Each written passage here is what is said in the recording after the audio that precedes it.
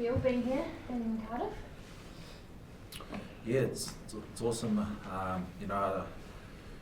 We both love playing here.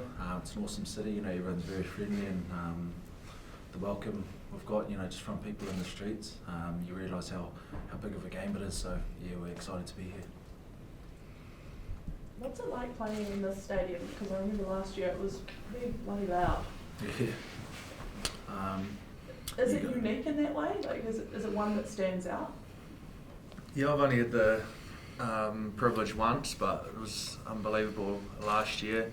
Closed roof, dry ball, and you just feel like the crowd's on top of you. So, yeah, it's an awesome atmosphere when they're singing. Last year they weren't singing a whole lot, so hopefully, we don't allow them to continue singing for too long throughout this game, because we know how much it means to the Welsh players on the field. But it's just such an unbelievable theatre to be a part of. Your last test, you started at 12 and got the lot of gear again there this week. Did you enjoy the last experience and happy to be there again? Yeah, for sure. I loved that game at Eden Park, but it's a long time ago now, and it's a fresh opportunity against a different beast in their home ground. So, look, it's nice to get given the opportunity again. Like I've always said, anywhere I get a chance to put my hand up, or try and do my best. But yeah, it presents a different opportunity that I haven't experienced before in my career, so it's exciting. What did you enjoy about it? Like, you obviously get a bit more ball at 12. Yeah, I guess you're just always in the action. I love defensive aspects in both sides of the ball. You just feel like you're always in the game, and in some ways, I'm just quite familiar with it, so it's nice. Did you expect to get a second opportunity there after the last game? I wasn't too sure, to be honest. I don't know, we've got some really good midfielders in here, so I genuinely didn't know until the team was named. So I'm just grateful to get another one alongside Reeks and some great midfielders, and Davey and Anton there. I take a lot out of their games and try and learn off as much as I can. Jordie, the roof will be closed on Saturday. You mentioned the noise last year. Do you expect the volume to go up again because of that? Yeah, I think so. It should do. That last year, that game blew out a little bit in from other boys' experiences. They say when it's a tight game, the crowd gets into it a whole lot more. So you had to be a cool atmosphere to be a part of. And look, we're under no illusion things are going to be as easy as they were last time. So it's going to be a massive challenge. Rieko, it's been I think it'll be 5 weeks since you last played. Is there anything you can do to counter potential rust? And it's quite a long time, pretty unusual. Yeah, I think we've had enough training throughout the 5 weeks, even in our off time. We still got down, and you still have to keep on top of things. At the end of the day, we're paid professionals, so it's not like coming to Wales and Japan was our first time. But yeah, look, there might be a little bit, but mentally, physically, I'm locked in for this week. So yeah, it shouldn't be too much. Rieko, what are your memories of the stadium through the years? Any special memories that stand out? Yeah, I think just every single time we've played here, like Jordie said, the atmosphere's, it's crazy how they do it over here in Europe, and very different to back home. They back home, you can get fans cheering just for the game itself, but over here, it's just for the one team. So home crowd advantage and home field advantage is huge over here. So you love playing at the best stadiums. So again, this week's no different. If it is Nick Tompkins and George Norton in the centre for Wales, what do you make of them, of their partnership? Yeah, they're good. It's a fresh combination for them. So they've been going well of late. And George is obviously a big physical man, so we'll have our hands full throughout the game. And I just think inside and outside of them, they've got some great players too. Rieko, Fozzie talked about combinations just before. So when you two know you're now playing together, what is it you work on over the few days to prepare? Yeah, look, it's just a lot of little things like you know the style of midfield that you know Albie, Jordie play. You know, they're all very different in ways. You know, Jordie's loves the physicality, and he's again he brings that those skills from fullback. So it's just being able to complement each other. You know, you saw him against Aussie. Him and I joked about might need a crowbar to get the ball off him this game, but yeah, look, he just the way he plays, I love the style, and it suits it suits my style as well. You know, if you've got good up front punch, you know, it makes my job to organise and set our outsides a lot easier.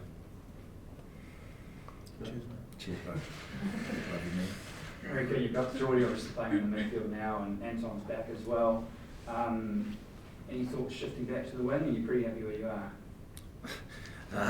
Yeah, look, definitely happy where I am, but yeah, look, as Jordie's touched on, you know, we've got world-class midfielders, you know, throughout our squad. So, you know, the old adage of healthy competition and competitive rivalry has never been so true as today. So, like Jordie said, you know, we've just been given the opportunity this week, and you know, performance dictates selection. So we'll be putting our hands up come Saturday night, and yeah.